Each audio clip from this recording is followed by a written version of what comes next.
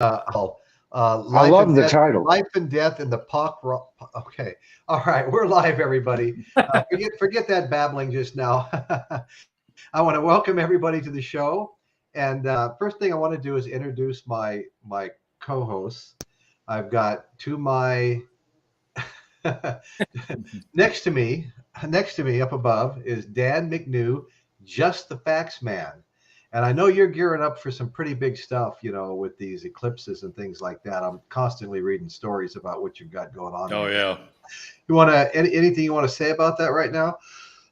What you've been doing with those the eclipses every year? Yeah, no, yeah. I'm a big fan of the astrophotography and anything that's up in the sky.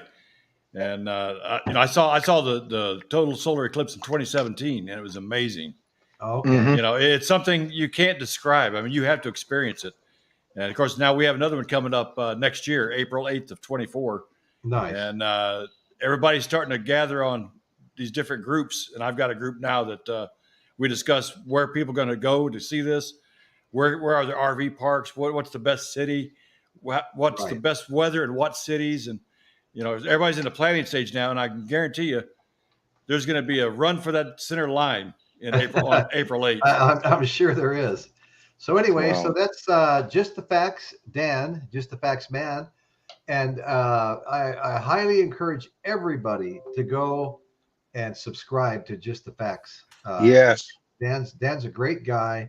I He did. puts out a fun show. And directly below Dan is my good friend Bruce from the R&B show. And Bruce has got a fantastic channel. I want everybody to know that Bruce has really got a good show. Very Yes. articulate, knows what he's talking about, well studied. And if you go watch the R&B show, you will subscribe to it. The same with Dan, And next Yes. next to Bruce is our good friend Michael Nolan, the bottom line. And round of applause for Michael Nolan, the bottom line. Anyway, Michael has an amazing show. I mean, I can remember when I toiled through these like 3-hour shows and stuff like that. It was hard to even stay awake through some of them. But you know what, Michael, your shows average anywhere from like maybe 12 to 20 minutes, right? And you Yeah. have this, and I have never seen that explosive growth. Every time I watch one of your shows, I think I'm about 45 minutes too long on my shows. you know, Well, I think my largest or longest video. Go ahead. Yeah. Sorry, the longest video I've ever done. I have one video that's over a half hour. I've got a handful of videos that reach up to 24, 25 minutes, anywhere from like 21 to 24. Yeah. The rest of them, and I have videos that are like 5, 6 minutes long. I just put out a 2-minute video. Gotcha. It was just me reacting to Gary Rosington's death about a day too late, you know. But you know what, Royce? These two guys, forget about what's happening with me. These two guys, I just found out when you were introducing Dan. Dan's into astronomy. I am into astronomy. Every time I learn a little bit more about Dan, I just know, man, this is a guy I just would love to hang out with. I mean, I've got a lot in common with a lot of his interests. And Right. you know what? This guy here, I'll Right. compare. I said it in the notes. People probably saw my comment. I'll compare his show to anybody on the internet, Right. no matter Right. what the size. And I'm talking about Right. channels that are way past my size too. So I think you got a great panel here with you to Yeah. top it off. No, We're no, I good. really enjoy all of you guys. I Oh think yeah. it's a great panel too. So we're going to talk about Highway to Heaven and Stairway to Hell, and it's like death by fame. Now the music industry is like well below the national average. Our musicians and composers and songwriters, guitar player, well below the national average for longevity, lifespan. And this has been going on with musicians and artists and comedians for, I mean, centuries. It's nothing new, but of course our current pop rock artists are keeping it alive. Never mind the glamorous things you hear about being a rock star and stuff. This is a really brutal business. We have so many deaths by not only suicide, homicide, and accidents. Think of the plane crashes and all that kind of stuff. And we're going to get into every one of those categories. And Great. I'm going to start out. I've got a couple of charts, and I actually loaded them on the screen, and they turned out absolutely horrible. I'll give you an example of just how bad they were. You really can't even. No, I got rid of them all. They weren't worth keeping, but they were just all blurry. So I've got them in my hand here. And the first one I want to show is the life expectancy of pop musicians. Okay, and what this shows is the bars on the top, the blue and red bars show the general population, female and male, red being female, blue being male, and it shows the life expectancies at 65 and 70 years old and going up from there. Now you look down below, the red and blue lines are female and male, rock and pop artists, and it's a whole different story. We're talking about a 20 to 25 years difference in lifespan. Wow. Between rock and pop stars, all genres, country, whatever it is, and the general population. And I've just been trying to wrap my head around this. Yeah. And there's been all kinds of studies done, and they say that that the pop rock music industry needs rehab. It's so toxic, And so the other little chart I have, it's actually three charts in one. It's death by accident, death by suicide, and death by homicide. And that's this little thing. Like I said, there's three different charts here, and I'm going to start with percentage of deaths by accident. You've got pop musicians compared to the general population. The general population, there's almost a flat line across the bottom of this chart, the top chart, flat line across the bottom. You can see the difference with the blue line up above, and where the general population is like 4.65%,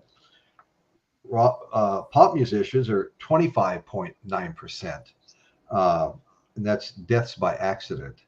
And we're going to get into that. I've got a bunch of stuff here. So are you saying, Royce, that 25% of whatever rock deaths are caused by accident, or is that 25% of what? So just so that I understand what.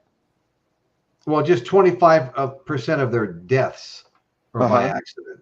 Okay. 25% of pop and rock stars' deaths are by accident. Okay. And early deaths, compared to the general population, which is flatlining at 4.5%. Right. Then if you look at the percentage of deaths by suicide, again, the general population's flatlining, really they're like 1% death by suicide. And the percentages go as high as 9.6% for the music industry, pop rock music industry, compared to 1%. And then you get down to percentage of death by homicide.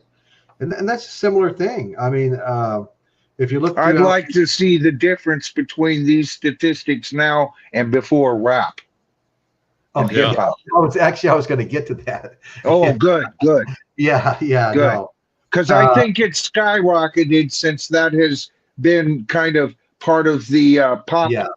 No, there's pages devoted to a list of rappers, Yeah. And, like I said, from 1950 to 2010, the percentages of deaths by homicide grew from about 0.35 to 0.7 in the general population. It doubled. And in Iraq, went from 2.8. It went as high as 6.5. It's dropped a little bit the last couple of years down to 4.9. 4.9 compared to 0.7. So how far back in time does this graph go? These graphs start in the 50s and wind up in the 2000s. Okay. Yeah. They're probably with about 1955. Usually, most people say 55 was the first year of real rock and roll. Bill Yeah. Haley in the comments, Rock Around the Clock, that was Right. considered Right. by most people the first true rock single that did real well. So Yeah, basically, that's it right. basically covers my lifetime because that's when I was born. So Me too. January of Well, 1955. let's go ahead and throw out some names. Steve Midtham just joined us. Steve's a great guy. I just want to say a quick hi to Steve. I guess I could have just said it, but hey, this gives me one more notice here. Listen, let's go ahead and take a look at list of murdered musicians. Now I know there's one that's really near and dear to Dan. yeah. I think I'd like to Yeah. let you go ahead and talk about that, Dan. Well, in 2004, a reformed band out of Pantera, they reformed as Damage Plan, Yeah. and they were on their first, actually probably about their second tour in 1 year, and it was basically their last stop before they came back to Dallas, and they're on stage, and a crazed fan got on stage and shot and killed Dimebag Darrell, and Darrell was a friend of mine for off and on for 20 years. Yeah. Same, No, that's same as Vinnie Paul. I knew him off and on for 20 years. And, but yeah, so what's odd about the whole thing, he was assassinated on the same day, different year that John Lennon, December 8th, so it's kind of odd, and both killed by a crazed fan. Wow. Yeah, that's the really odd part about it. A crazed fan. Yeah. Well, of course, John Lennon was killed by a crazed fan, also. Yeah. But that's the first name I wanted to bring up was John Lennon. Right. Me and, too. He's probably the biggest star, to be murdered. Well, he's not just the biggest star for me, Royce. I almost called you Rachel, and not because I was thinking of Rachel's ghost. My daughter's name is Rachel, and we've been talking all day. But you know what? I've got to tell you, that's almost Dan was friends with Dimebag. Right. He lost a friend. He lost somebody very important to his personal life. But Dan, for me, John Lennon, I never met the man. I never got to even see him in concert, at least with Paul. I've seen him, 3 times, but John, no. But up until the day he died, I didn't have a favorite single composer because that position was tied with John and Paul. And so I was over at a friend's house. We were watching Monday Night Football, and Howard Cosell came on. All right. Now, everybody has seen, replays of this on YouTube, but I'm going to tell you, I mean, 1980. All right. I was 25 years old. All right. Still real young, still a musician. My life was completely changed by this man. And when I heard about it, I clearly remember we got sent home when John Kennedy died. Yeah, that's right. Yeah, and this was just as powerful a memory as John Kennedy. Or, by the way, Dan, how about the Challenger crash? You're very close to that crash. You filmed it. Yeah, the Columbia. I'm sorry, Columbia. I'm sorry. But the thing is like I said, I'm into astronomy. I'm into the space.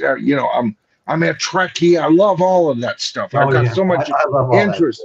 And these are events in my life that personally, I cried when John Lennon died. I can't think. I didn't cry for John. I didn't cry. My mouth fell open when shuttle crews were destroyed right and left. But when John Lennon, he taught me. He never once met me, but he taught me how to write a song. He taught me how to play guitar. He taught me to appreciate rock and roll. So much. And this idiot who shall not be named, Harry Potter, this idiot. Right. And we're still paying his room and board. I say ship that mother off to a country that can do him in the right way if we can't change our politics. Because you know what? There is no doubt he's guilty. There's no doubt. It's not like, okay, there's a 2% chance that maybe that he's not guilty of this. No, he's guilty of assassination of one of our spokesmen for not only our generation, but this man always had a plan. We were waiting for him to come out of retirement, which he had just done. I was so frustrated. I bought that album, just like McCartney albums, the day it came out, and I watched those singles sink on the charts. And then I got pissed off, like you've never seen me get pissed off, when all of a sudden, Woman, it's a #1 hit, or however high it got. And all they did, watching the wheels sink, everybody thought he was impasse. Everybody had forgotten about him because he took 5 years off to raise his son, and some murdering bastard who I wish the waves in Hawaii had drowned. Yeah. Who he patterned his entire life after John. He had an Oriental girlfriend. He saw himself, he wore wireframe glasses. What a sicko. Right. I'm sorry. You can say he's mentally ill all you want. I don't care. I'm tired of, putting. I'm tired of. That shouldn't even be an excuse. Yeah. If there is no doubt, absolutely no doubt regarding murder, it's time to bring back a certain chair we all used to not want to sit in. He took an important person away from everybody. I have two very profound memories associated with that forever. Okay. One was my mother was a first generation Beatles fan. I was 11 when John was assassinated, and I'll never forget the night the news reports are coming in. I remember sitting on the living room floor, my mother standing up, and all it is tears running down her face the whole time, right? Yes. The next day at school, somebody, principal or whatever, must have been a Beatles fan, because instead of the national anthem that they used to pipe over the PA, they actually played 2 Beatles songs in tribute to John Lennon. And those two things combined showed me how profound an effect this man had on an entire generation of people. I mean, it was unbelievable. And where I really felt also, because that also really regenerated my, love of the Beatles moving onward ever since. Right. But where I really felt it was in the anthology, where I could only imagine, like, John, with like the added wisdom and the passage of time and maybe having mellowed a little bit on his stance with the others, his presence missing throughout those interviews is where I thought, God, if we only still had him then, I know. Yeah, Bruce, you're so right, because you know what? We were stuck with little snippets from past interviews to tell a story. Even in the book form, at the very end, they did a quote from him about him having the last say. I think they handled the whole anthology project under the circumstances. I think, you know what? I'll tell you what. I think it was very humble, a very truthful. I mean, I've read just about anything and everything on the Beatles. I lived and breathed them, Bruce. And by the way, you can't be in your 50s. I just did the mental count. You're in your 50s. Dude, I always thought you had to be like 30, 38, maybe on the outside. In a couple weeks, I turned 54. 50? Well, happy, upcoming birthday. Yeah, but, dude, birthday. Royce, can you believe this guy? Where is he? Where is he? No, I can't. Does he look like I wouldn't have guessed he was in his 40s. No. Yeah. Well, thank you, but John. I'm used to looking a lot younger than I am. I'm only 90. So. I hear you. There you go. I usually wear my hat backwards. It takes 10 years off me. Yeah, I was wondering why you were wearing the duck billed forward tonight. Yeah, I don't know. I like to mix it up. Speaking of John Lennon, back when I was in the service, I was stationed overseas, and my best buddy was a huge Beatle fan. I'm a Beatle fan, but he knew everything about the Beatles. Yeah. And we were discussing one day, what would happen what's going to happen when one of the Beatles die? Who's going to be the first Beatle to pass away? And we didn't speculate on who it would be, but we discussed on how the world would react, when one of the Beatles dies, because we knew it was going to happen one day. You just don't know when, and the conversation started coming up when there were rumors that one of them had died, Paul McCartney. Well, yeah, that's true. I mean, I was in junior high when that rumor really hit the so-called shite fan, right? And I mean, every 14, 13, 12 to 15-year-old girl was in mourning. And we were all trying to find out how this, the best looking, the cute, the guy who could write granny music. No, not Paul. He was the sweet looking. He was the poster boy, and then, but boy, we started, we started looking at all of these rumors on it, putting razor blades up against that to make the, 111 XI he die type of thing off the Sgt. Pepper's. Everybody said 3 left because there were like bullet holes on the back of the the name of Abbey Road, and I go, you could draw a 5, you could draw an 8 with those dots, but I bought into it. 28 if, never mind the fact that he was still 27. But the thing is, think about how powerful that is. I bought that book, by the way, later on that discussed all of those rumors. And in 2009, I picked up a copy, and my daughter was just now my youngest daughter, my oldest daughter's, she must be 40. I would imagine she's got to be about, whoa, Lord, where am I now? Anyway, she's in her mid 40s, but my youngest daughter, she's still living at home with us, and she's about ready to transfer to university. And back then in 2009, that would have made her about 10 years old, just getting into the Beatles. The Beatles and Led Zeppelin always reinvent themselves with a brand new crowd. Now, my daughter knew I liked the Beatles, but I wasn't at that time, and since she had been born, really listening to a lot of Beatles music because I was actively in a band. I was writing new material. I was trying to write stuff. So I was listening to a lot of grunge at that time, right? And so she kind of discovered the Beatles because Dad had all the Beatles. He could talk Beatles until he's blue in the face. And then she loved the sound. And she got into it just like I did when I was in 8th grade. And all of a sudden, these clues started coming out. And she would beg me to tell her. So I got the book. It was one of the first books she just read all the way through by herself. And that's how powerful it is. But, we're talking about how, the death toll and all of that, to kind of bring all of that back into focus. You got to understand one thing about rock and roll, because I have lived the rock and roll lifestyle. I have been on the bands. I've gotten to near, I would consider I was near regional, okay? Almost breaking out regional, but always, and for a million reasons. It's a boring story. But I'll tell you, I got to a point in my life where I had to quit drinking alcohol. I went into rehab. I am a recovering alcoholic. I don't bring that out on my channel. I haven't touched a drop of alcohol in 30 years. If I had continued that, there would have been no bottom line. I would never have known Royce, and you would have never known I existed, because I would have been dead decades ago.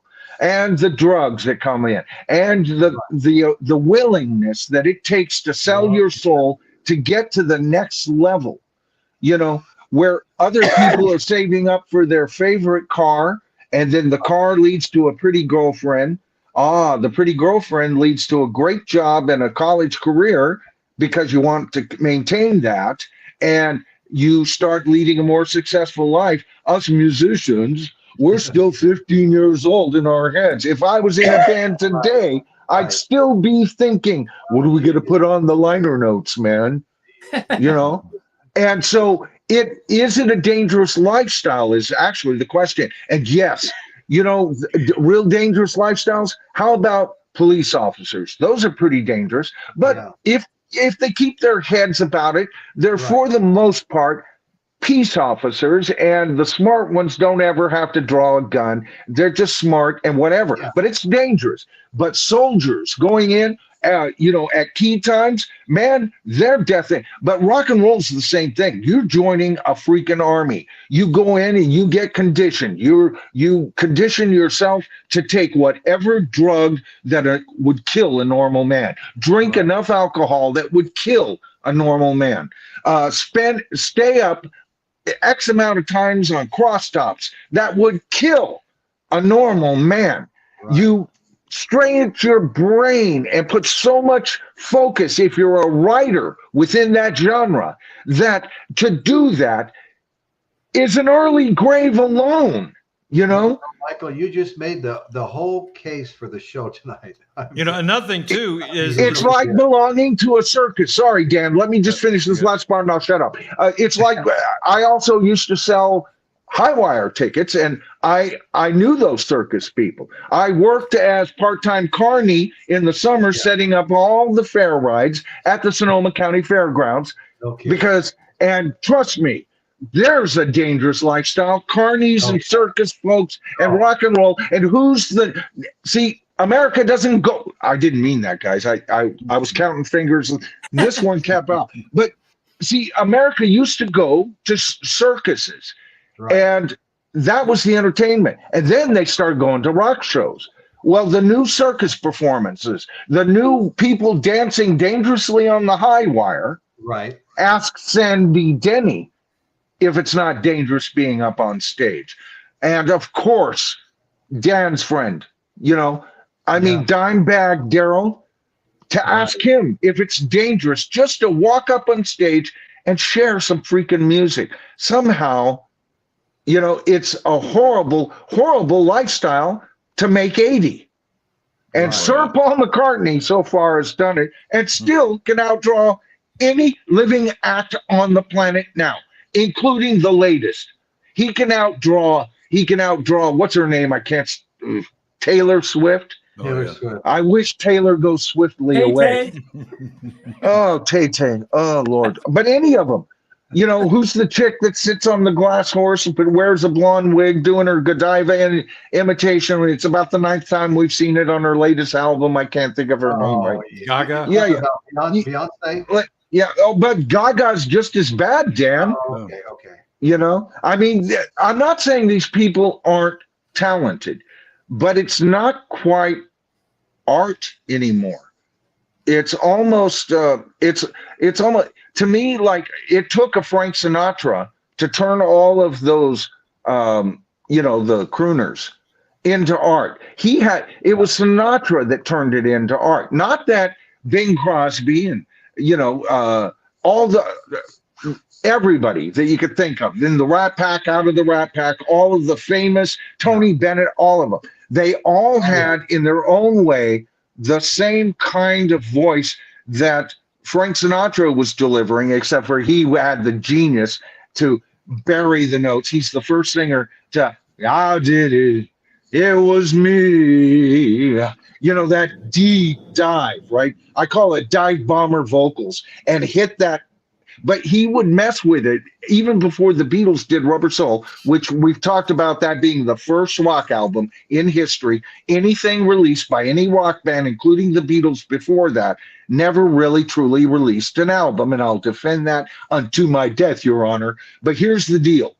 All of that is dangerous. That is you might as well train to be a Navy SEAL or a Green Beret. Okay? And I'm in the martial arts, as you know, Roy. So are you. I'm a second-degree black belt. I competed. I've bounced clubs doing that. I've gotten my nose broken. I've gotten my bones broken in a fight. There's a dangerous lifestyle for you. But you know what? I came out of that a lot more healthy than I did out of 45 years in the rock and roll business. That's all I can tell you. Well, since we're talking about dangerous lifestyles, I got to throw this in. We hear a lot about our police officers, and I totally support the blue. Don't get me wrong. Oh, me too. When I look at statistics, I'm in the construction industry. I think we die at the rate of about 10 to 1 over police officers on our job. Yeah. Construction's a dangerous job. I've been. Yes, it is. I've stepped on air hoses and couldn't have blinked and I hit the ground off a roof. I was handing up plywood off a second-story deck to the roof, and the wind caught me and blew me over backward like a sail. And just fortunately, there was a big pile of plaster sand down there, dangerously close to the automatic cement mixer that probably would have broke every bone in my body. And I've come off of ladders and had a strap in my arms, 4 screws in my hand, 4 screws in my forearm. I stayed in there for months. Then they sliced it all open and took it back out. Shattered my heel bone framing a roof when someone pulled a rafter out from underneath me. And I mean, any of those things, could have been. Well, maybe that's why I like your voice, because you know what? Before I ever met you, I had tons of friends in construction. I had 4 or 5 sheetrockers, friends, several carpenter friends, each of them taking a position, or a different portion. Matter of fact, I even worked security for developing housing communities. Oh, did you? Yes, because I was there at night. I had the skills. Right. I wasn't a policeman. I had long hair, but I had certain skills that I could bring to it, and I could keep the riffraff away. But I can't tell you how many friends of mine in construction, they not only got hurt seriously, most of them are still alive, so no major early deaths. But I can name person after person after person after a major injury, spending 5 to 10 years trying to get back on the job because that's all they know. Right. And it's the only thing that can pay them enough to keep them at least in the what do you call it, middle income these days, to upper middle income, And it's an art unto itself, or at least an artisan kind of gig. So I love that whole kind of person. And you have some of the hardest workers in the world. Well, rockers are hard workers just like them, only we're not disciplined. I mean, we'll play guitar until our fingers bleed. So that's disciplined. But show up at a gig on time? I did, but I'm a rare musician. Half the time I had to threaten band members. You be here an hour ahead of time for sound check. Because if you're not getting paid tonight, no matter when you show up. Right. It was a rule, I think one of the most dangerous things, for bands, especially newer bands, when people go out to do a show, to watch a show, it's usually a couple, they go out once a month to a concert or whatever, and it's a big deal. And so when the show is over with, they'd like to meet the band, and the band, if they're nice at all, they'll go towards the fans, and they'll party with them and everything else. Well, for that, well, look at the message Steve Mitham just put up. Band, but for a band, they do it more than once a month. They're doing it almost every night. So they're seeing this party atmosphere every single night. Versus, I guess people don't understand that, and you got bands like Rush who never did that. They went back to their hotel and they just went to bed. They didn't do the, throwing the TVs out the window, the Zeppelin that's pretty rare stuff. And you look at the longevity. So is that a coincidence or not? Right. Yeah. Right.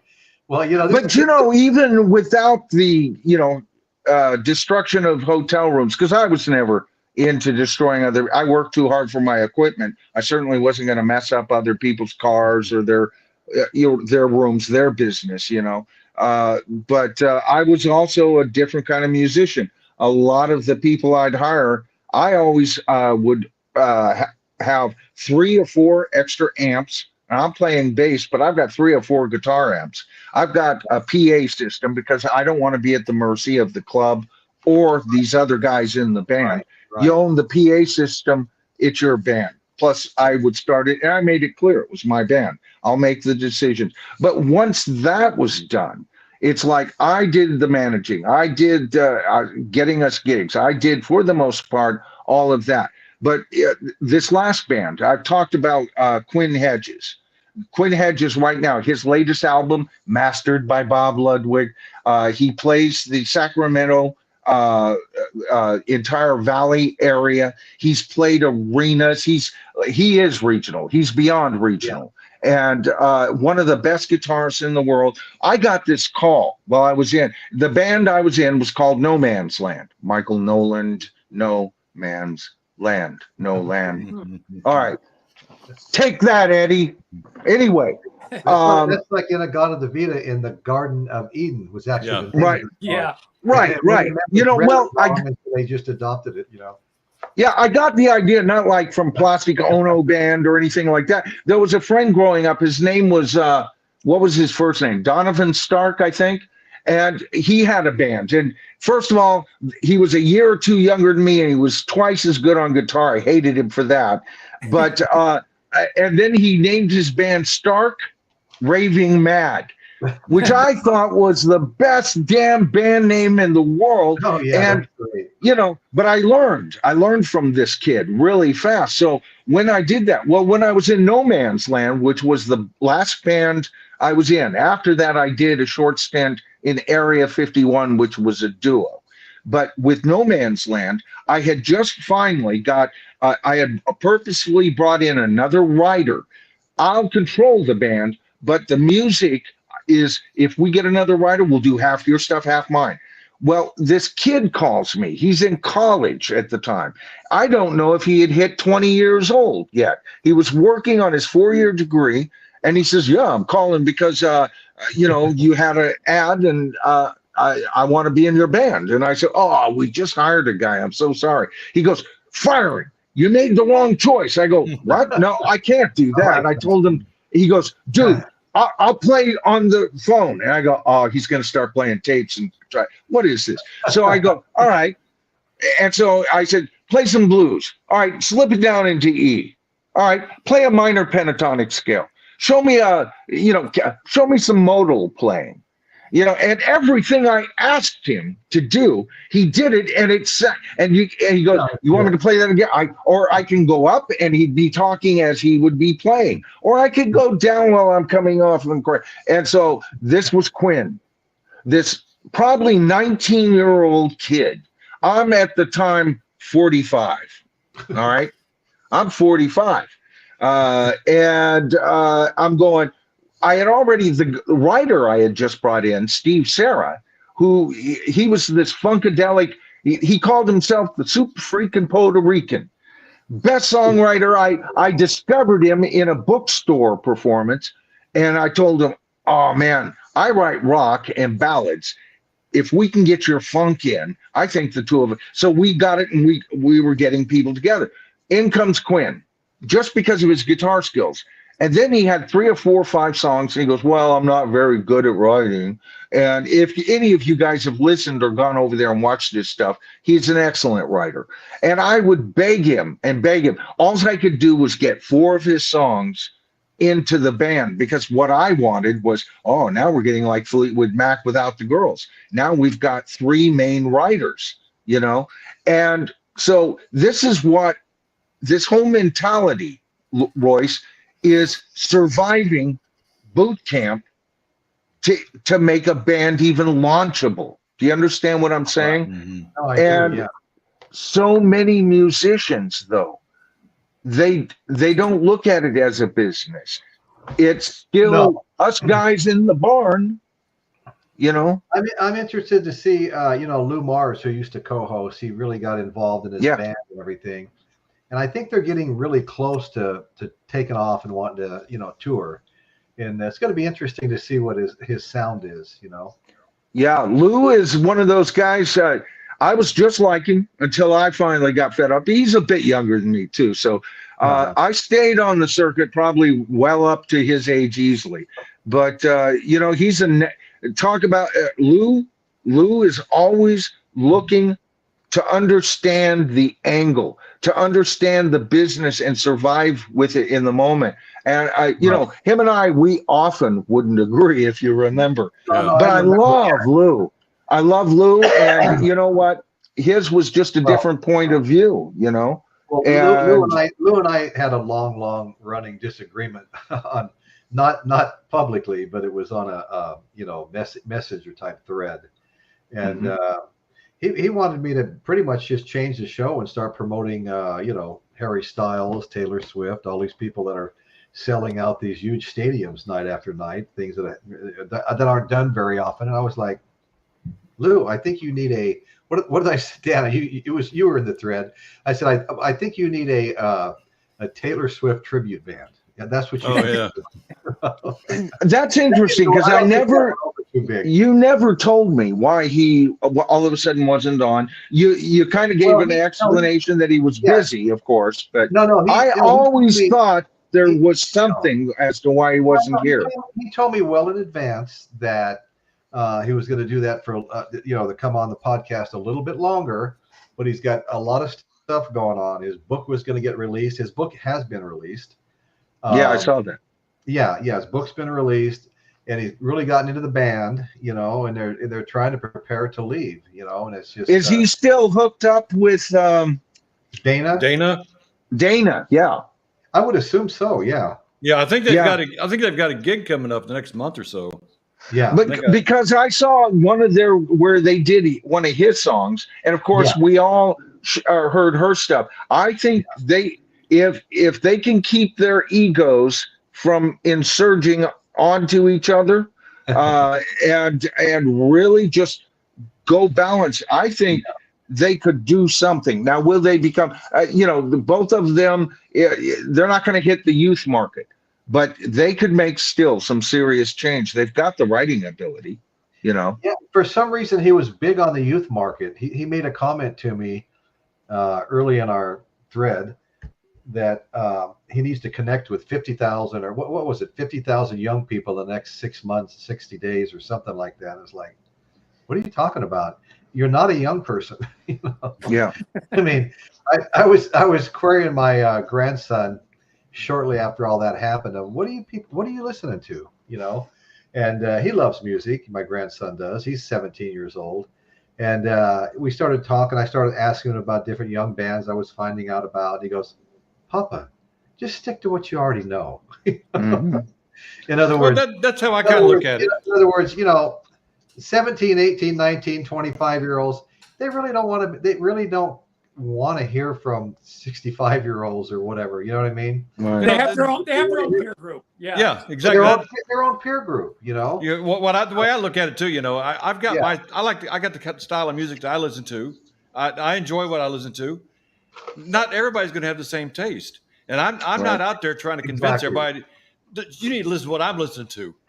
I'm not trying to convince anybody. You know, if you want to listen to it, fine. If not, you know, I don't like hip hop at all. You know, but that doesn't mean someone else shouldn't listen to it. If they want, that's fine. Listen to it. You know? Well, I kind of got into it a little bit. I had my '56 Chevy Nomad. I had 700 watts of power amp in there with a big box subwoofer and stuff. And I tell you what, you know, I was struggling to find music I always loved bass, going back to my soul music days. I loved bass. And, me too. You know, right. And so I was starting to listen to some hip hop for a lot of reasons. Actually, I actually enjoyed it, but I loved the bass. You know, I could pull that 56 Nomad up to a plate glass window. There was a bass knob down between the seats, and I could crank that bass up, and you thought you were going to knock those windows out, you know, either that or you were going to restart somebody's heart. It was like a defibrillator, you know. I like it's the subwoofer bass. Subwoofers utilizing lower frequencies with in taste is one thing. Taste doesn't exist in hip hop or rap, if you ask me. First of all, both genres establish themselves and have gotten a foothold thanks to shows like you know, the Rock and Roll Hall of Fame that accept them as whatever, and they're using the remaining power of that show to ingratiate and give themselves pedigree that they don't have. All right, everybody. I heard Norman Maslow talking on Rachel's channel today, or no, I think he was talking about this yesterday. And he said, so what? It doesn't matter. You know, if you know, that the Rock and Roll Hall, everybody's making a big deal about that. And they should just, you know, relax, because it doesn't matter. I mean, rock and roll had its roots in country and the blues, and we need to be more inclusive. Now, I know if Norman sees this, he's going to probably think that's an oversimplification. I'm just saying what I remember him saying. And he may have been, he usually is a lot more eloquent than me. All right. And he made a good point. If we were going to name the show the Music Awards or something like that. Yeah. But here's the deal, and here's what I disagree with Norman. Hip hop and rap. Now you can do a trick shot with this. So I know pool players who could sink this right around the frame. Is that you can say, well, early rap with boom boxes based on some of the rhythm and blues that were based on rhythm and blues that rock and roll, and so therefore no. What people bought, what sold the first gold then platinum albums had nothing to do with the rhythm and the blues. The whole medium had changed by that point. That's exactly right. So there is no connection. And same thing with hip hop, who came out of rap, and a couple of. I really disliked hip hop and rap for the longest time. To me, all they were doing was grabbing a rock song, right, that we're all familiar with, and rapping to it. And Vanilla Ice, the heck out of it, you know. Yeah, Vanilla Ice. I didn't get it. It seemed like a total ripoff to me. Yeah, you know what? Vanilla Ice. I'll tell you who he is. He's Scott Eastwood, Clint Eastwood's son. He had a point. He had a small part in Gran Torino. In the movie Gran Torino, the old man comes up and sees this teenage girl, who's a neighbor of his, being harassed by a couple of black punks. And her white boyfriend, now she's Filipino, and she has a white boyfriend who's played by his son in real life, Scott Eastwood. I love him. Anyway, Clint gets out of the car and goes, "You damn son of a bitch." I can't remember exactly what he says, but he tells him, "You're trying to act like, hey, man, he's got his hat backwards, trying to be the black young guy, like a lot of young white people that I've seen, the teens and stuff, trying to look hardcore inner city." And he says, if I was them, and he points to the black guys, he says, "I'd want to kill you myself, or I wouldn't want to hang with you." In other words, he's acting. All right. Rock and roll is not a freaking act. All right. It's not. It. First of all, folks, I'm serious about this, and I can prove it. It's an art form, and it's an art form that is as sophisticated as what Bach brought us, as sophisticated as what was his name. Da da da da da. We were talking about that. The toccata and fugue in D minor by who is it? Brahms? No, Brahms. Bach. Bach. That, you know, spooky organ music could come right out of a Uriah Heep or Led Zeppelin, especially off the Houses of Holy album. I mean, they've all taken a cue from classical. Deep Purple. How many times have you heard him rip off Amadeus Mozart on his guitar? And he did it way before Van Halen mechanized rock too much. That's my biggest. Fantastic guitar player. But if he had been the only one who sounded like, see, we got Hendrix, and we got a couple of guys that almost sounded like him. Robin Trower, even what's his name? Stevie Ray would do it, but for the most time, he stayed on his side of the picket fence and blues and stuff. But yes, you're right, he could do it, but he wasn't known for Hendrix cover. He did a lot of Hendrix covers, though. Yeah. Hey guys, well, I still have the chance. Let me just give a shout out here. I'll put his last comment up. I don't know if you, Michael, if you or Bruce have ever been to Psycho's Platter's show. Oh yeah. He's had a YouTube show for years and years, and Yep. he's a good guy. And I don't get too much of an opportunity, but once in a while I'll pop into the chat and stuff like that.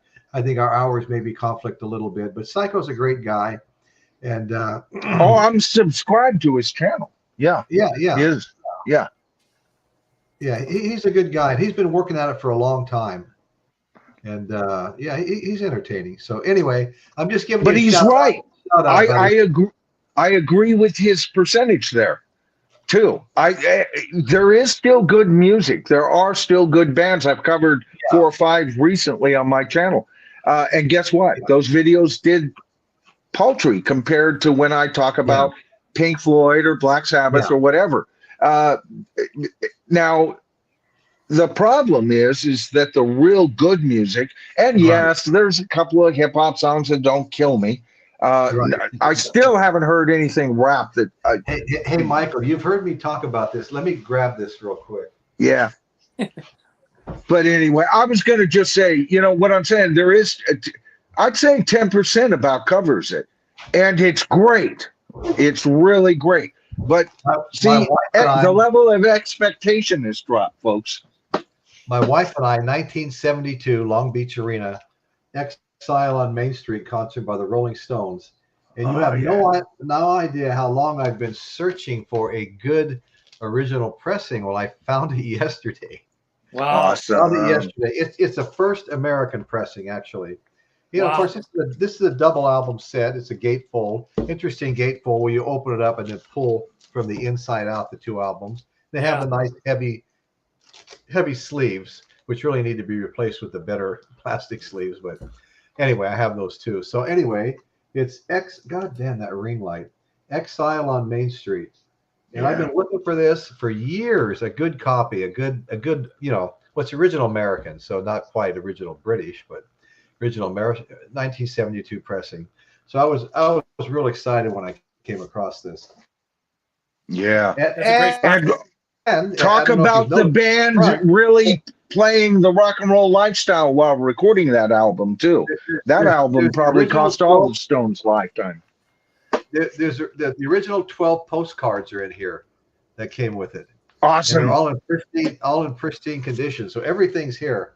So anyway, that's what I was looking for. I found it. I'm happy about that. Anyway, let's talk a little bit more about some of these musicians that were murdered. I mean, we've got the great Sam Cooke, and he was murdered, but it was called a justifiable homicide. And I don't know the circumstances of it, but that guy got off. Justifiable homicide. Well, he was messing with his wife, wasn't he? As I recall. Well, and you know what? I always assume that. I don't, unless I know I won't say it out loud. But I seem to always assume that when a musician's murdered, you know. But it depends on circumstances. But yeah, that was probably the first thing that comes to my mind on a whole bunch of these homicides, because you know musicians were popular. Even Robert Johnson was, I think, poisoned, and he was sleeping with the wife of a bar club owner. You know. Oh, that's right. Yeah, and right. I think that guy poisoned him. I think that was here in Dallas. Did that happen in Dallas? I think that happened here in Dallas. Yeah, down in Deep Ellum. Everything happens in Dallas. I'm telling you. They were on the Chitlin circuit, a safe place for them. But anyway, so Marvin Gaye murdered by his father. I guess he kind of had mental issues. I guess good. You know, murders. And I remain a big Marvin Gaye fan. Yeah, that just goes to show too. I mean, these entertainers, they can be killed by the fans or the family. Yeah, you know, anybody. Or the family. Yeah. Jim Gordon, murderer. Jim Gordon. Sonny Boy Williamson. The drummer for, I was thinking drummer for Derek and the Dominoes. Oh, I'm not sure who that was. Gordon, wasn't it Jim Gordon? Have I got that wrong? I've got that album, but I'm not sure who the drummer is. He wound up murdering his mother. I think you're right. I remember hearing about that. Let me look. Yeah, I'm just thinking. Do I have? All of a sudden, I think I got that name wrong, but that's the name that came to me. I always thought it's something Gordon, isn't it? Jim Gordon. He was American musician, session drummer in the late 60s and 70s. Yeah, that's him. Okay. Great drummer. Murdered his mother, was sentenced to 16 years in prison to life. Bluesman. Oh wow, 60. Okay, Sonny Boy Williamson, bluesman. He was shot to death. Unknown assailant. Selena, remember Selena? Oh yeah. When J-Lo played her, and what a job she did. Oh man, that kind of catapulted J-Lo into superstardom playing Selena. Yeah. And that was who's the person that murdered it? It was someone close to her. Is her let me see if it says that here. Her maid or somebody. Yeah. Corpus Christi. Yeah, she was murdered in Corpus Christi. Yeah. No, Yolanda Salazar. There's another name here. I wonder if it was Yolanda Salazar that did it. I think that's her. Yeah. Okay, the next two I'll just throw them out together, and it's Tupac and Biggie. Yeah, Notorious B.I.G. And there was that rap kind of hit a pinnacle of hostility between West and East, New York, New York and the West Coast out here, and of course they had P. Diddy and all of those people back there on the East Coast, and Dre was like a big thing here, and all these people were Dre here. But anyway, so there's always that rumor that they were killed more or less by each other's people, And I've seen the movies on both of them, and we'll probably never know. I know that Tupac went back to New York, and he was going to meet with Biggie. And he came, he showed up dressed with all kinds of gold, and he got jumped before he got in the elevator and went upstairs. They just practically beat him half to death. And rumor has it that maybe led to the shooting of the Notorious B.I.G. I don't know. Anyway, Angela in the chat just mentioned too, the person that killed Selena was the lady that ran her fan club. There you go. Oh, okay. Well, what was that then? Let's see. Was that Yolanda? Yeah, I believe Saldivar. Yeah, I think that was her name. Yeah, that must have been her. That was the only other name that was on this little list here. Okay, so we had got a jazz saxophonist, Curtis Owsley. He was stabbed to death. Lee Morgan, he was shot. He was a jazz trumpeter.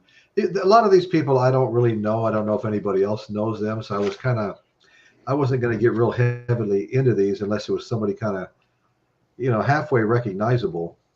And let's see, rock and roll singer Walter Nothius Jr. He was shot. Leonard Bro, Los Angeles, California. He was strangled to death. He was a guitarist in a rock band. Let's see, a reggae drummer, Carlton Barrett. He was shot. Another reggae. Actually, this Peter Tosh. It was Peter Tosh, and also Dennis Lobin and two other individuals tortured him to death. Peter Tosh, reggae artist, was tortured to death. I didn't know that. Let's see, who else do we have here? Joe Pastorius III was beaten to death in a bar fight. He was a jazz bassist. Robert Ramirez, the drummer for Edgar Winter, was beaten and stabbed to death. I know somebody. Think of that list. Well, I know somebody that died and came back to life. That was Phil Anselmo, lead singer for Pantera, back in 1990. He's still the lead singer, right? Yeah, like I said, he came back to life. I know, but I didn't. Yeah. But in 1996, Pantera had a concert here in Dallas at Starplex Amphitheater, and evidently he was having a lot of back issues, and he was taking heroin behind everybody's back. Plus he was doing a lot of drinking, to deal with the pain from his back. Oh wow! And he overdosed, and I was actually at that show. And after the show, when the show was over, with White Zombie, I think, came out, he was backstage and he passed out and he died.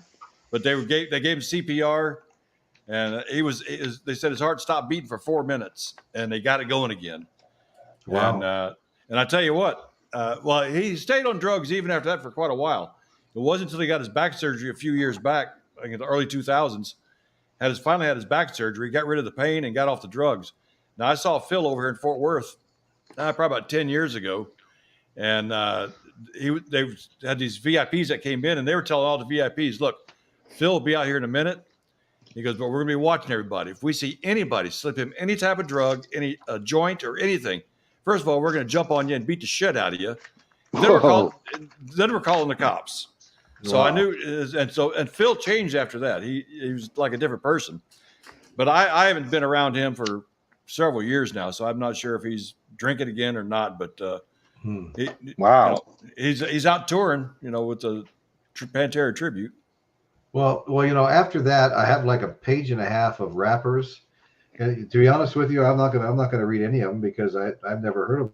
The only one I've even heard of was Jazz Master Jay, and he was a DJ, pretty well known for a while. But it's probably a pretty big list, isn't it?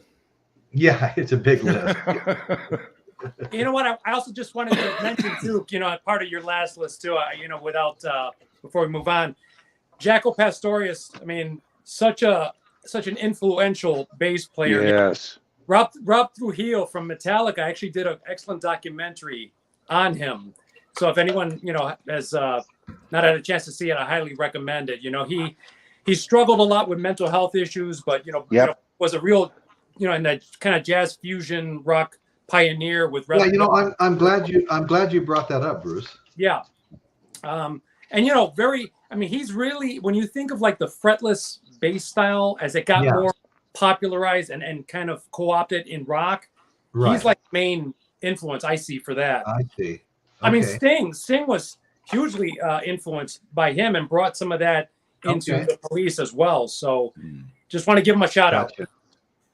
Oh, Jaco is one of the best bass players to exist. I agree with Bruce. Brilliant, brilliant talent. Yep. All right. Well, we're gonna move on from the homicides to the suicides. And when I say these lists aren't complete, believe me, they're far from complete because we'll start out. Okay, Marilyn Monroe was on the top of my list. And I have two of her albums.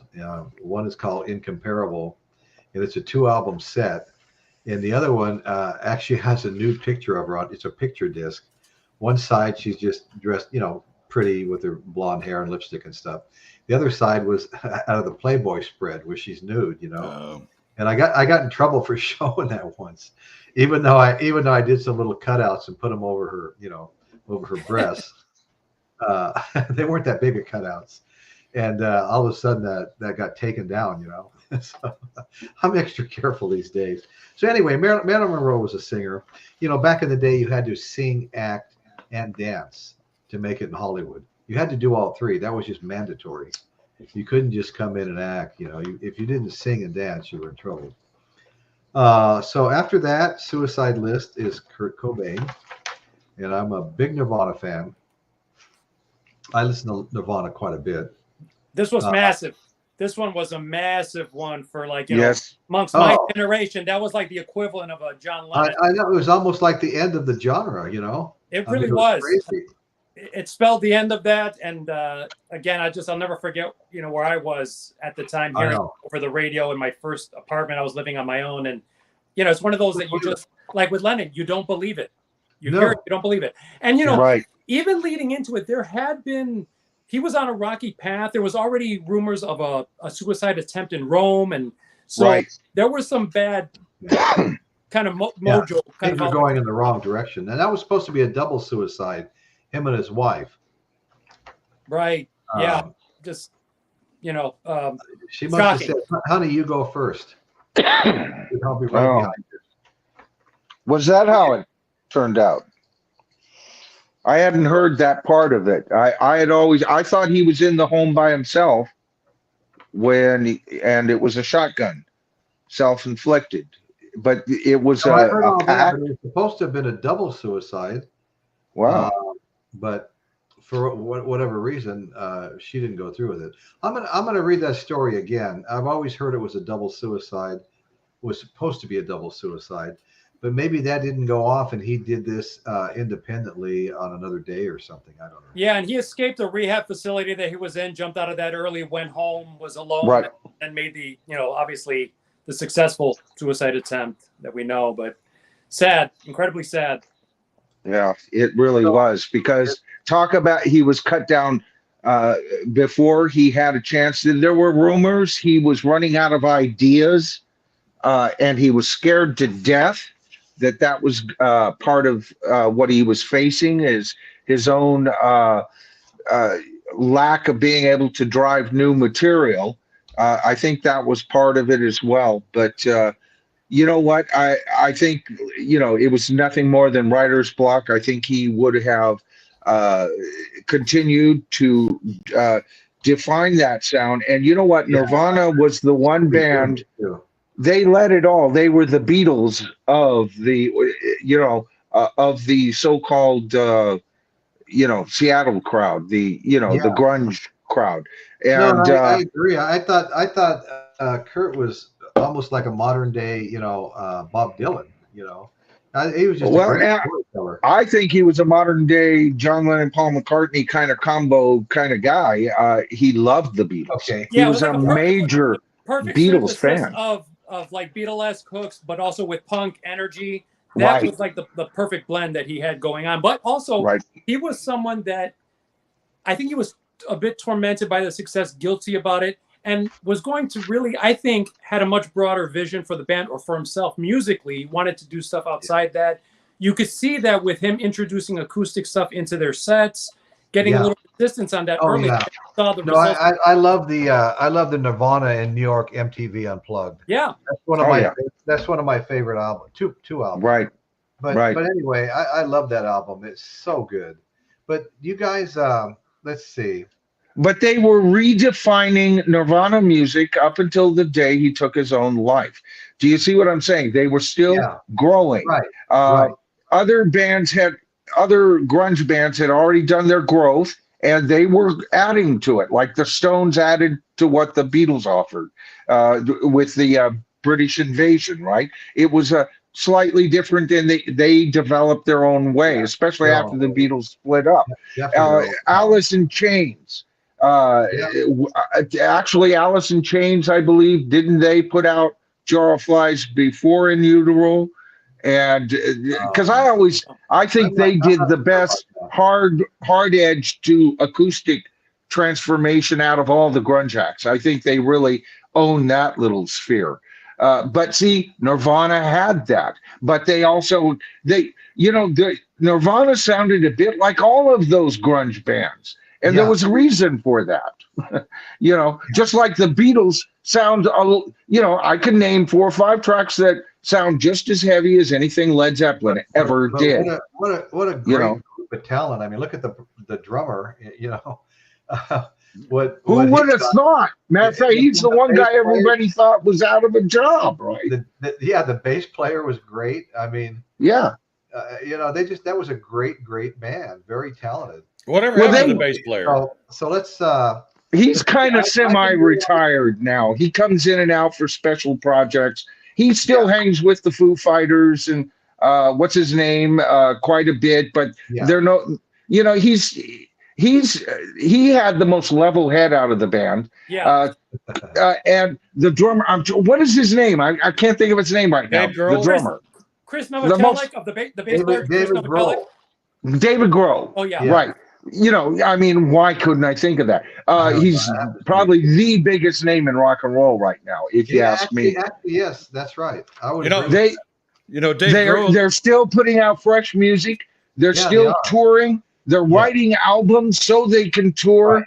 They've changed their direction 4 or 5 times, and they had one of the best drummers I ever saw in my life. Taylor Hawkins. I was a fan of him because I was a fan of Alanis Morissette, another artist that does not get her due. Dave Grohl. No, you're right about that. Dave Grohl ended up being on the board of directors of the organization that I created. Wow. Really?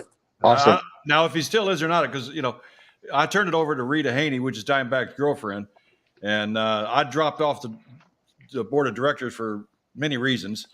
And then Dave Grohl stepped in, and I haven't heard from him since. So I don't know if they're actually still doing that event anymore, but I thought, well, that's pretty cool. Dave Grohl replaced me. Yeah, but Dave Grohl was brought in because they couldn't find a drummer that would sit with the other two members, and he was always in fear of losing his job. He especially with the leader. It was like and I remember clearly not thinking he was the most talented member of the band. I always thought, oh yeah, he's the drummer. He's a good drummer. I like him there. Who would have ever thought that guy would wind up being able to talk about from 0 to 60 in a half a second? Yeah, the first Foo Fighters album, all him. Yes, Bruce. Right. Yeah, he wasn't really. He didn't really have a band in the beginning. Yeah, right. And he played the drums and all the instruments, didn't he? Pretty much. He might have brought one or two people in for a spot here or there, but as I recall, it's a McCartney album. Yeah. And they're big friends now. McCartney's written with him. If McCartney writes with you, you must be at least on a certain level as a writer. Right. I think Dave Grohl, especially when he did the heavy acoustic thing, when what was that album where it was mainly him just on acoustic guitar, and oh God, some of the dark notes chosen, the motifs, and yet you watch their videos.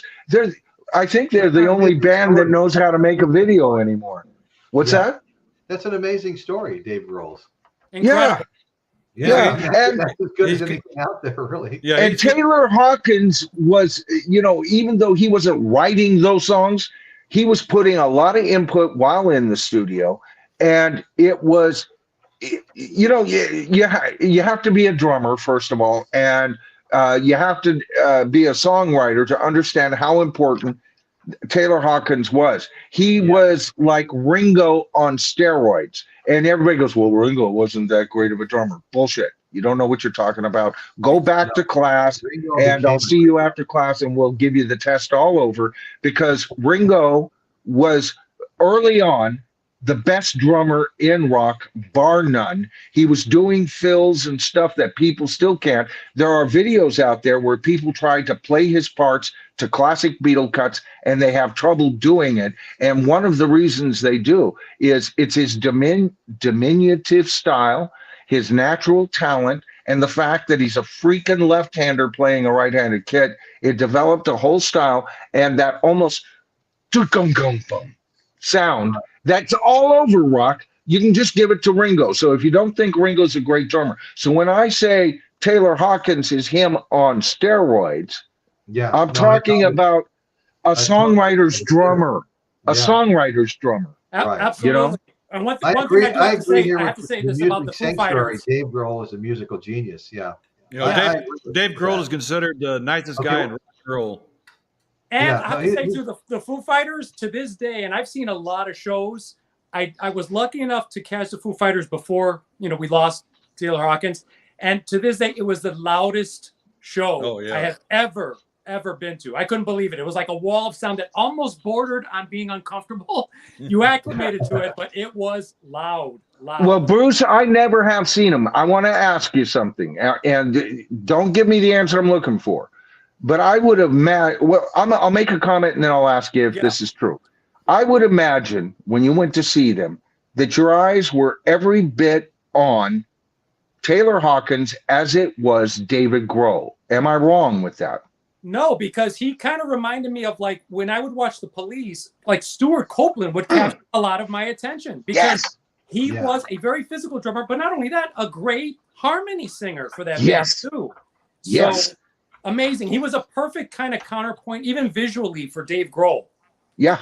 Well, Alanis would worry about, because he would leak from the band and take center stage with her without leaving the damn drum throne. He's the farthest guy backstage. The drummer usually is, unless they bring him up and share the space for like some of the supergroups. But he was always in the back. His name is Buddy Miles from the band of Gypsies, who I saw in concert when I was 17 years old at the Las Vegas Convention Center. Big guy, huge afro, drum set right at the front of the stage, and him up front. It was quite a spectacle, to be honest with you. Okay, but so again, it's the Beatles that showed a drummer like that. Ringo was the first drummer on a high, on an elevated platform because they were the freaking Beatles, you know? Right, awesome. Right. Awesome. Okay, Chester Bennington, suicide. Mindy McCready and Chris Cornell, and I just read that he had hung himself. Somehow I'd forgotten that. Yeah, Soundhouse. That one really hurt. That one really hurt me. You know what's odd though? Yeah, when Chris Cornell committed suicide, you know, Chester Bennington was his kid's godfather. Oh, really?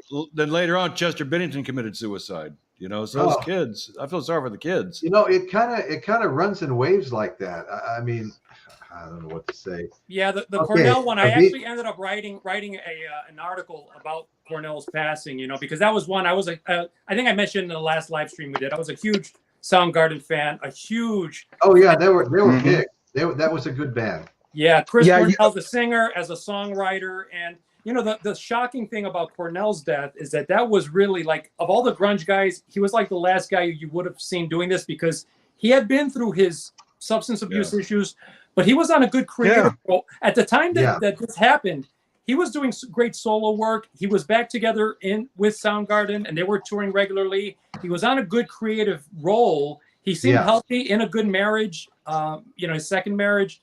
And, you know, again, just shocking. It came out of nowhere. Couldn't believe it. What happened, Bruce? You really to Zep Pearl, my good buddy Zep Pearl. He's got a great show. Everybody, Zep Pearl, and subscribe to his show.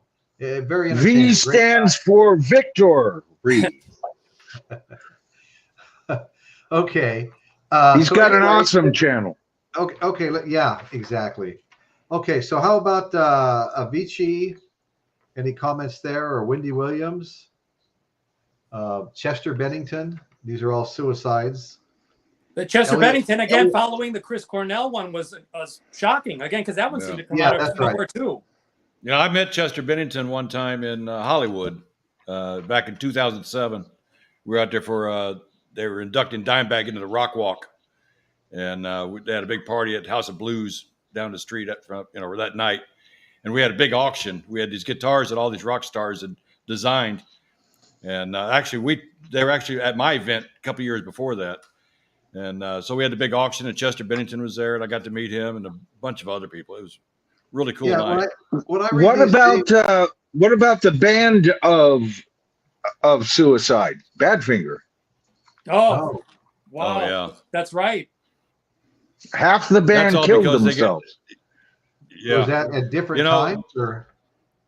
Yeah, it was back in the 70s, but it's because it was all over finances. What it was about. Yeah, business, bad business. You know, they were broke. They never got any money. And Pete Ham killed himself. And you know, that's not that unusual. I mean, I think Jimi Hendrix was given a little allowance when he needed some spending money. That's about all he ever saw. Yeah, but Badfinger, you'll find few bands in the rock classic era that was more ripped off and underpaid than Badfinger. Yeah. And there was a lot of drama. They had all these hits. Their records sold phenomenally. They sounded close enough to the Beatles, yet they had their own sound. Nobody was giving them the criticism that people are giving Greta Van Fleet these days for sounding like Led Zeppelin. I always wonder about that. Greta Van Fleet, bad, sound like Led Zeppelin. But Badfinger, good. ELO, good. All right. They sounded like the Beatles. And yes, they are good. You're right. But Greta Van Fleet is good too. All right. So anyway, but Pete Ham also, there was some relationship problems, very connected to that famous song, I Can't Live. If living is without you, what is that? Without you, whatever it is. And that song says a whole lot of it. He depressed Evans. So Tom Evans, was it Tom Evans, or am I thinking Mike Evans, the drummer, Tom, somebody else? Anyway, Tom, the second guy to kill himself. And it wasn't just like 2 weeks later, Tom kills himself. No, this is a decade or two or half later. And again, similar issues. And Joey and Tom had put out an album, a really good album, by the way, called Badfinger. And they got ripped off again. It didn't sell. It got no backup. He got depressed, putting it, like I said, a dangerous damn lifestyle. You know, I actually did lights for Badfinger back in 1992. Yeah. When they came I'm jealous. And I got to talk to Joey for a while, you know, and it was pretty cool talking to somebody that actually knew the Beatles that worked with them. Wow. Oh, nice. Well, my cousin, when I went back to North Carolina in 72, I spent a year in high school there, Waynesville, North Carolina. My cousin David, who I lived with for a while, and his sister, who was actually my aunt, who was 12 years old at the time. I was 17, if you can imagine that. Hey, it's North Carolina, people. What can I say? But anyway, when I first met him, hi, welcome. Nice to finally meet you, Michael. Welcome to the house. He goes, I just saw Badfinger. And it was like, he was talking about the whole show, and they were frustrated. He says, I've never seen a band so unhappy. And he said that they would call, turn out the bloody lights, you know, because they were turning lights on into the audience, ruining the atmosphere, you know, for a band so, I mean, think of it. Their material's wonderful. And they were coming out of that Beatles sound. And God. I just want to ask you, Michael, take a look at Josh D's comment here up on the screen. I know you and I are both huge Led Zeppelin fans. And I know you like Greta Van Fleet a lot too. Well, here's how I learned Greta Van Fleet. First of all, I hate NPR, but occasionally I listen to their tiny desk concerts, right? And they were on, and they were doing a couple of acoustic versions. And actually, Josh, they spoke quite highly of Led Zeppelin in that interview, and said that yes, it was they were an influence. And of course, at the time they did that concert, they had just released their first, what I consider their first album, After the Fires, which is actually officially an EP, but it's over a half an hour by 2 minutes. To me, that's a full album, and it's my favorite cut by them. They've been trying to change their sound because of all the criticism, and I think that's a mistake, because somebody needs to take it from where Led Zeppelin left it, that style. And you do it by That's how Led Zeppelin got started, Royce. Led Zeppelin took blues and grabbed it, ripped them off, and even did like they would say they arranged it, and they even stole arrangements. Well, okay, heavy Led Zeppelin 1 was heavily into right. But look where they went with it eventually. See, you need a launch pad. I'll never forget a launch pad. I walked into a heating and air conditioning contractor's like warehouse office. He was in with some customers, and I sat there. I listened to about 3 songs, and it was Willie Dixon. And finally, he came out, the contractor, and I said, "Hey, who's this blues guy singing Led Zeppelin songs?" and talk about taking his arrangement too. You know, right. But good stuff came out of it. That's what I'm saying. Good stuff came out of it. Yeah, and they made light of it, and they were willing to pay when it push came to shove. Right. But how about Butch Trucks? Anybody have any comments on Butch Trucks? Or didn't Donny Hathaway? Didn't Butch die by crashing into the same tree as Dwayne? Or am I thinking of the wrong? No, I'm not sure. I'm not sure. Maybe somebody in the chat knows. Zep Pearl knows. Zep Pearl knows everything. Led Zeppelin took the blues and helped revive. Yeah, no, it was good for everybody. The blues artists started getting recognition. Yes. Telling music again. And we got some great music, great rock. You know, and once again, Led Zeppelin wasn't the only band doing it. They were just the biggest band and got the most criticism. So Wendy Williams or Nicholas Drake, any comments? Johnny Ace, Ian Curtis, or King Jong-hyun. King Jong-hyun. Okay. All right, we're gonna skip out of lists of suicides and go into lists of accidental deaths. Oh, Lord. And you know what? That takes in everything: booze, drugs, airplane crashes, helicopter crashes. I mean, Elvis Presley. I saw him on a list of suicide as well. I'm like, no, that's crazy. He didn't commit suicide. Elvis didn't commit suicide.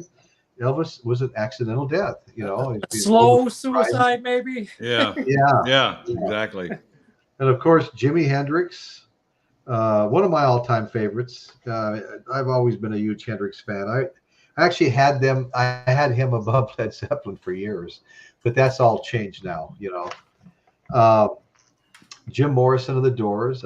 I think Jim Morrison, Doors, is a fantastic artist. You know, and you know, and I was an older teenager during that era. You know, and it was an amazing time to be a rock fan. Let me tell you, we had nothing but fun.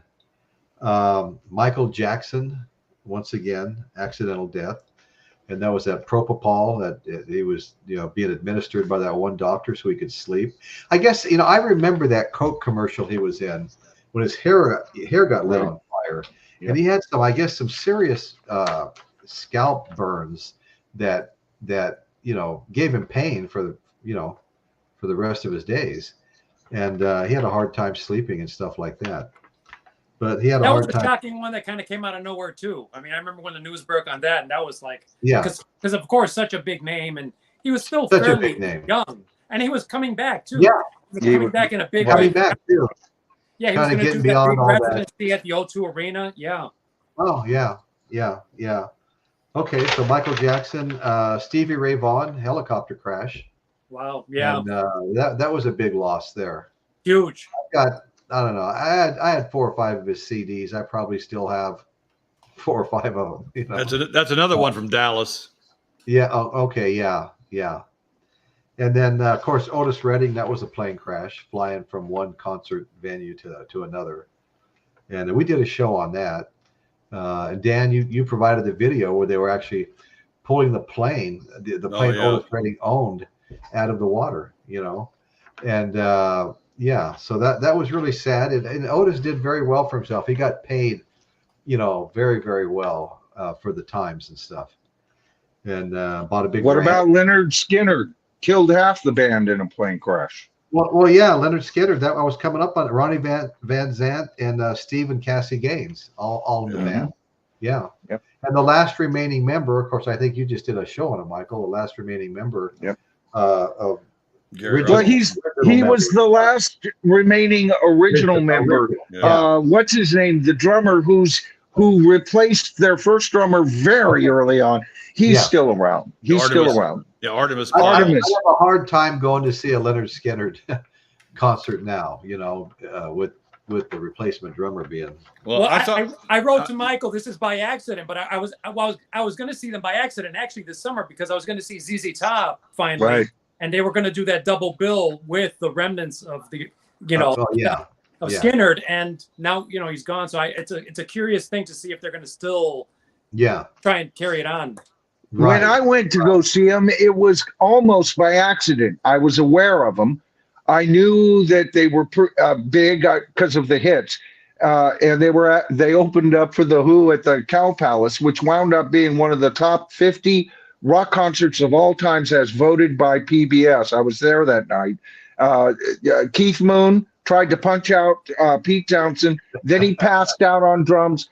Pete got up to the mic and he goes, "Does anybody play the bloody drums? You know, so we can finish our set." They brought a kid up from the audience. Yeah. He became a famous session drummer out of it. And Leonard Skinner opened up for him and did a better show than them. I went to see the Who. I wasn't that interested. That's the legendary concert. But I was a fan from that point on. You know, in 1977, I saw Leonard Skinner on January 1st, 1977. Ended the year December 31st, 1977 with ZZ Top. Wow. I got to see ZZ Top too. Laughlin River Run, Laughlin, Nevada. That was fun. Anyway, you know what? somebody mentioned the Black Crowes, you know, and they're kind of sounding like the Stones. Might have been Mike Precode fan. And I got to tell you, I saw the Black Crowes front row seats at the Laughlin River Run. My buddy was a high roller. He got front row to everything. And we're sitting in the front row, and he's on the end. He's on the aisle where the aisle is. And all these, what I would call Woodstock dancers, were up there with beers in their hands and doing all this crazy dancing. And they kept spilling their beer on Dave, my buddy, who got us the seats. And he just got up and just stomped out after about 3 songs. I sat there and watched the concert by myself. But anyway, I loved them, but I always knew they were kind of, you know, a Stones clone. You could kind of tell that, but I tell you, this must have been a really off night for them because they really didn't sound very good. I was disappointed. Really? Well, yeah. I've never seen them live, but I'll tell you what turned me on to them is they kind of came in through, you know, MTV. They had a couple of hits on MTV, and I went, wow. Yeah, and here's what I felt about them. They were the other band that could have been the Stones that wrote the other hits the Stones didn't write, at least to start off with. At least their first couple albums. I think everybody liked them. They were popular. Yeah. I was just this one show, but I don't think they'd been out in a while, you know. I think I hadn't heard about them in a while. Then all of a sudden, now the brothers can't stand each other half the time. They vie for power all the time. I'm starting to read a book on the whole thing by one of the band, and he said he was surprised as hell in the forward. I've just begun it, that they survived because, you know, they lived the rock and roll. We're talking about it tonight. He is truly amazed that the band survived, that they're all still reunited. alive. I mean, they've reunited. I need to know from Zep Pearl. The brothers are talking. Kyle is still elusive. Who are we talking about here? That's the drummer from. That's with Leonard Skinner. Yeah. Okay, that was the replacement drummer. Okay, that we were talking about earlier. Okay. You know, I don't know if these two people are on your list or not, but we ought to bring them up. I know Zep Pearl mentioned one of them, Terry Kath from Chicago. Yes. Oh yeah. Accidental shooting by his own hand. And another one that falls under suicide is Brad Delp from Boston, the lead singer from Boston. That's right. Okay. I mean, those are 2 big ones. Huge. Yeah. Right on. And of course, we have The Day the Music Died, Buddy Holly, Richie Valens, and the Big Bopper. That's the first one that comes to my mind every time. You know, Death in Rock and Roll by Accident, Buddy Holly, you know. Right. Okay, so now the Black Crowes have been touring since 2021. Well, that's interesting. Okay.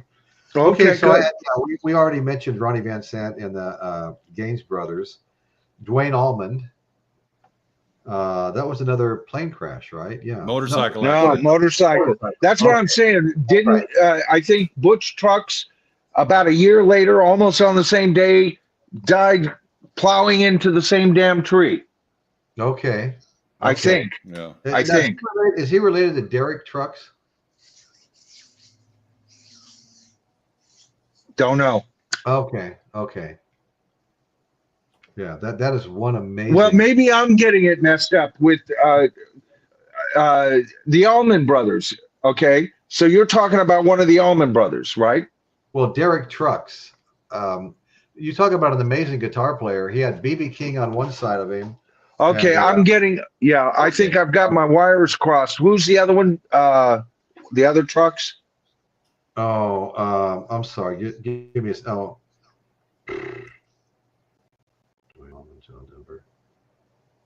I'm not sure. I don't. Huh. I can look it up. Yeah. More to come. Okay, so while he's looking that up, Dwayne Allman, John Denver. Now I used to fly a lot. I had my own little 4-seat airplane, and I was very familiar with these Burt Rutan Canard style airplanes and stuff. And in fact, my across the street neighbor in one of his hangars out there was building those composite airplanes for people. And what happened is John Denver, I think he had just bought this Canard style airplane with the 2 little wings up front. And they were supposed to be kind of a handful, but they were pretty Butch's Derek Trucks' uncle, I think. Okay. Thank you, Angela. So anyway, John Denver was flying one of those Canards, those Burt Rutan designs that you built yourself. They were home built planes. You bought the kit, and he died flying that plane. I think he was flying it on his way home after buying it. And, yeah, you know what? I met him at the Oakland International Airport. He came in at about 2 in the morning, flying his own plane. I was an airport coordinator at the time, meeting flights and coordinating what needed to be delivered all over the Tri-County area. And I got a chance to say hi, and you know, he was dead tired. And he goes, yeah, mumbled, but he was a nice enough guy. I'll tell you, Derek Trucks is an amazing guitar player and slide guitar player. Right. He's Patsy a younger. Cline, I think Patsy Cline. Was that a plane crash or a car crash? Plane crash. It was a plane crash. Plane crash. That's what I thought. In fact, the anniversary I think was just a couple of days ago. Okay. And then the last one I have on this list, my last and final list. Jim Croce, Rick Nelson, his fiance, Jim Croce, his fiance, and 5 members of the Stone Canyon Band all died together in a plane crash. Wow. Yeah. So anyway, that's pretty much it as far as Zep Pearl brought up the 2700 Club, and yeah, that a lot of our greats died at 27. Kurt Cobain, Jimi Hendrix, Janis Joplin, Jim Morrison. I mean, the list just goes on and on and on. And some people say the whole 27 thing, although you can't deny the list that's there, is a little more of a myth, because I think the average age of death is more like 54 or something like that for rock. Not 27, but there's definitely a 27 club, and I've even done a show on the 27 Club, so I'm not denying the 27 Club. I think Gene Simmons even wrote a book on it, a few years back. You know, on the flip side of all this too, you've also got rock stars out there that lived very drug-induced lives and are still pushing 80. You know, I mean, they look at David Crosby. I know he's passed now, but you know, he never thought he's going to make it to 30. No, you know, Chris Elliott's right. Robert Johnson was the first member of the 27 Club, and the story was poisoned by a club owner where he played because supposedly he was having an affair with the guy's wife. I was, by the way, Royce, I was thinking of Barry Oakley, who died a year later after Duane Allman. He wasn't on the same tree. I guess I bought into the old thing, but he did die 3 blocks away from Duane Allman had passed away the year before. And when you mentioned trucks, I thought Allman Brothers, and anyway, just to kind of clarify that. Here's one that not really a rock star, but he was killed in an accident. Sonny from Sonny and Cher. That's right.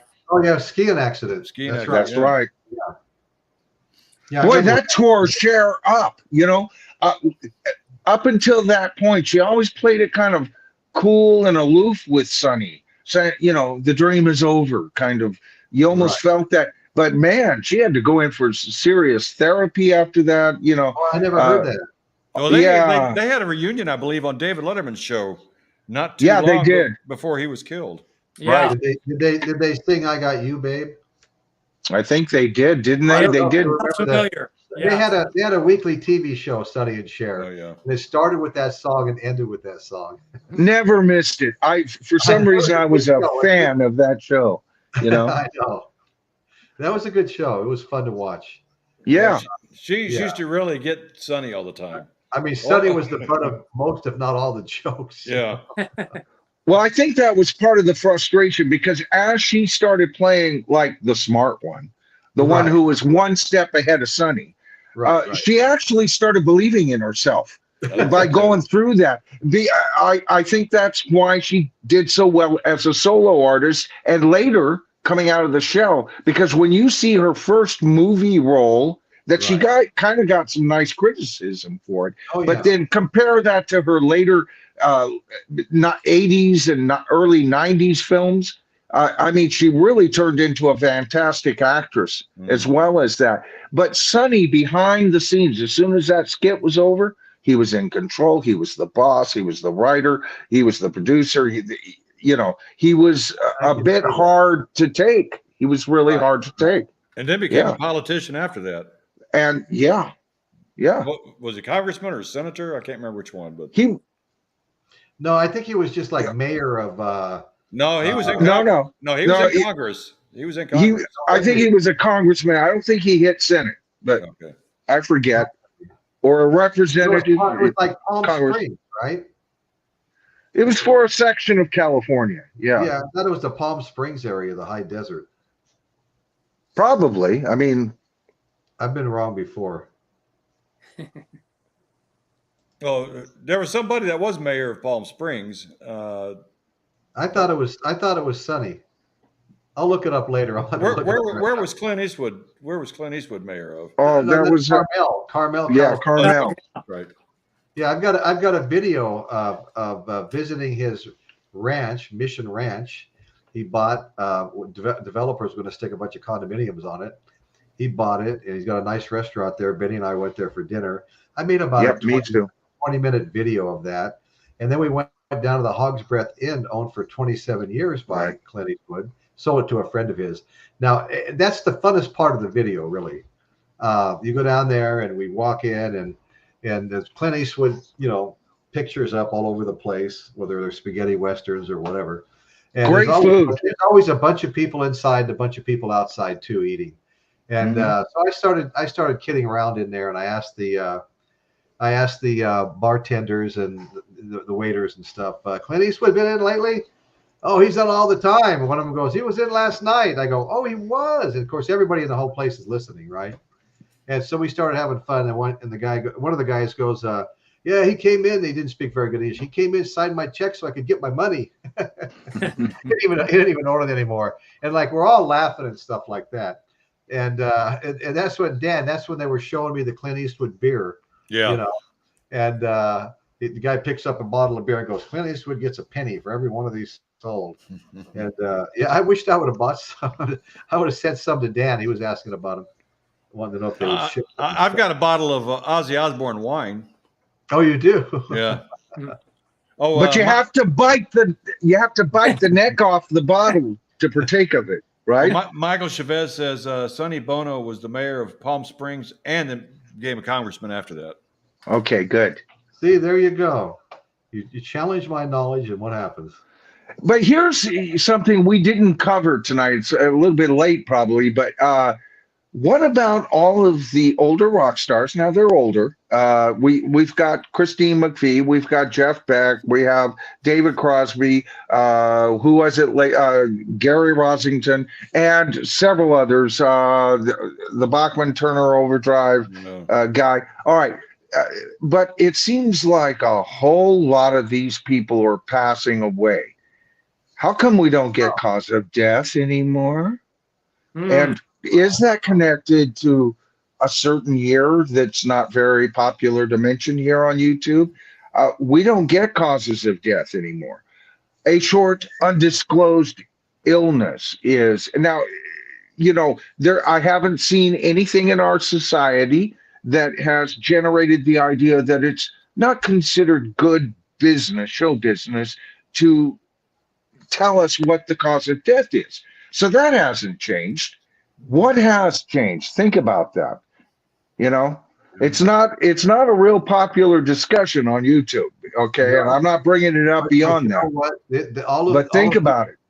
I did a show on our aging rock gods and what the future holds, and you know what?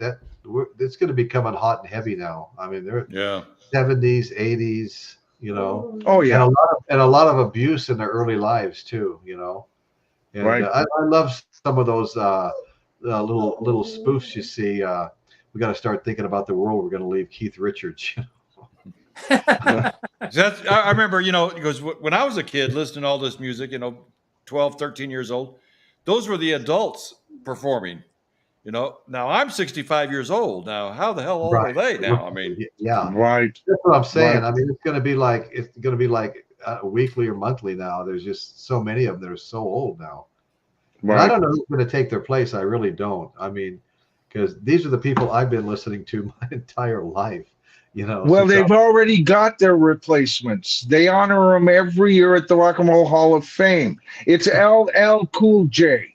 oh, there you go. Gang. Yeah, yeah. No, that's I'm serious. If you're waxing poetic on that question, as a rock fan, the people who could take their place aren't getting the ink and aren't catching the interest of the younger audience, which gets back to what Royce was saying regarding when we were talking about the ex-host co-host on this show, Lou Mars. And even in Fleetwood Mac, and I can't stand her, but every once in a while she makes sense.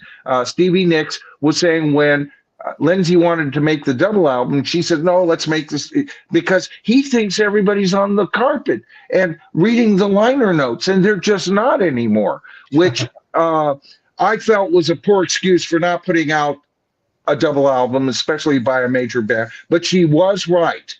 Okay, the new audience accepts music if it's playing in the background of, and some great music's being made for video games. All right. But you know what? If it's not in a 15-minute episode of something else, it's multimedia. I keep saying it. The first artist that comes out and really creates a multimedia empire and offers us something that MTV, VH1, the record companies, good songwriters, great bands used to offer us with each release. In other words, I think the album for the future, for the long-range future, is dead. It's dead. Okay, as the official release media. Okay, I think there needs to be something that we get either digitally, or if it's going to be a physical copy, then it would include vinyl as well as paper books. It needs to be packaged. You're getting $500 for a remix with alternate takes. You don't think people would pay an extra penny for something that was a total story in so many different aspects? Oh, and here's his book on poetry. The first person that can do this successfully, you have to be talented, is going to be the next superstar. And they'll be talking about that person, that band, that woman, that man, like they will be talking about the Beatles. But it's still in the future. Nobody's grabbed it yet because we haven't grown up to our own freaking technological expansion yet. Right. Not even the people who know how to program. I do a little bit of programming. I can do simple little things. All right. I've kept up with it, and yet I'm not, in all of my tries at being music, I couldn't do it. But I'm telling you, I can see it. Is it ever really going to take the place of what you and I are listening to, or any of us are listening to? It could. It could. See, when it becomes an art form again, guys, when we can take whatever artists are releasing and say it should be hanging in the Louvre, like Dark Side of the Moon, Abbey Road, okay? How about the Allman Brothers live? There are rock releases that's it's frozen in time art. It is as exquisite as Leonardo da Vinci's paintings, his statues, his inventions, his weird bat wings on flying machines and helicopters and some. You know what I'm saying? That man took it. He was the first superstar since Jesus. All right, he really was. If you think about it, he ripped off this, he ripped off that. Look again, the man was a genius, and we need a Da Vinci.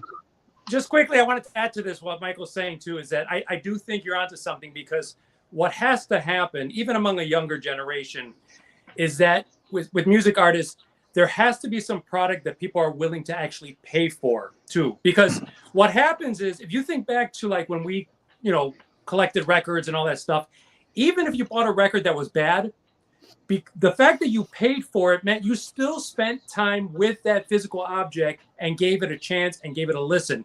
Without the investment, people can just go in and sample a track. Without the financial investment, there's not the time, the investment of time, the investment of emotion as well. So there has to be, like Michael said, whether it's multimedia, something immersive, there has to be something tangible that people are willing to pay for again, instead of just strictly streaming. Well, you know, pay your $10. That's a question I ask. That's a question I ask. Is it all going to be streaming in the future, or are the younger people going to decide they want to have physical media? They want something they can hold in their hand. Oh, I just saw a whole set of videos based on there is an increase with young people wanting to own things again, because we've gone through a 10 to 15-year-old period where the increase of digital streaming, free YouTube videos, things like that, has been kind of the growing concern. But people are now saying, you know, I miss having a thing. When I want to buy something, when I want to purchase something, I want something back I can look at. I can wrap my fingers around. I think it's physical media, And you know, I look at my 17-year-old grandson's room. There's not a single album. It's all just streaming. There's not a single CD. But you know what? I see a few other cassettes, surprisingly. I'm not sure why. You know, I'll bet you he's got physical copies of games, though, brother. Oh no, he has tons of games. Yeah. The kid was 5 years old. He had a controller in each hand. The whole world was blown up on a big screen. You know, some artist needs to do a game with their music on it. Talking about the technology nowadays. I got a text today from my grandson. He's 15 years old, and he's learning how to play the guitar, but he's also a wizard on a computer. And he sent me this piece of music that he created. It sounds like a rock band. And it sounds great. And I told him, I said, well, you need to compose something for when I start my show. I want an intro song. And, you know, and it's just amazing how, you know, he's 15 years old, you know, and I don't know how long it took him to create this, but, you know, I know there can't be as much effort into that as there is getting four guys together with their instruments and putting something together. I mean, you know. Well, there's a lot of things available. I've done a lot of recording like that. There's a lot of things available.